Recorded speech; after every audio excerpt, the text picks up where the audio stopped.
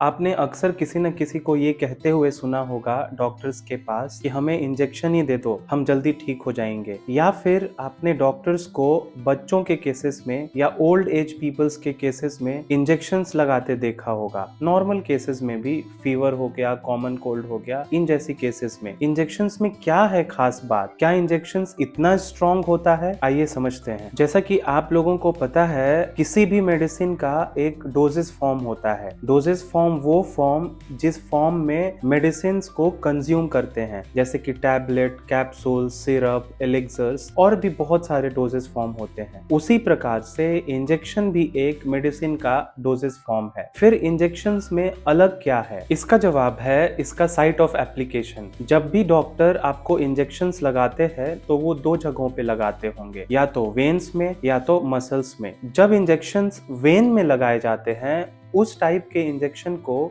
Intravenous injection यानी ivy बोलते हैं। जब इंजेक्शंस मसल्स में लगाए जाते हैं, उस टाइप के इंजेक्शन को इंट्रामस्कुलर इंजेक्शंस बोलते हैं। इन सभी डोजेस फॉर्म से इंजेक्शन अलग क्यों है? जब हम इंजेक्शंस लगाते हैं, यानी अगर सपोज करिए आईवी लगा रहे हैं या आईएम लगा रहे हैं, तो ये इंजेक्शन सीधा ब्लड स्ट्रीम में मेडिसिन को रिलीज करता है और मेडिसिन डायरेक्टली ब्लड स्ट्रीम से एसिमिलेट और एब्जॉर्ब होकर के अपना मेडिसिनल इफेक्ट दिखाती है। वहीं दूसरे डोजेस फॉर्म जैसे कि टैबलेट, कैप्सूल या सिरप, ये हमारे ओरल कैविटी से गुजरते हुए साइट ऑफ एप्लीकेशन यानी मेजॉरली स्मॉल इंटेस्टाइन से एब्जॉर्ब होते हैं, जिसमें कि काफी समय लगता है। इंजेक्शन एक फास्ट एक्टिंग डोजेस फॉर्म है अदर अवेलेबल डोजेस फॉर्म्स से। इंजेक्शंस के इसी फास्ट इफेक्ट की वजह से इमरजेंसी में, क्रिटिकल कंडीशन में, सीवियर डिजीज कंडीशन में इस्तेमाल किया जाता है। इसके साथ ही इंजेक्शंस उन पेशेंट्स में भी दिया जाता है जो किसी दूसरे डोजेस फॉर्म को कंज्यूम नहीं कर सकते, जैसे चिल्ड्रंस या स्मॉल बेबी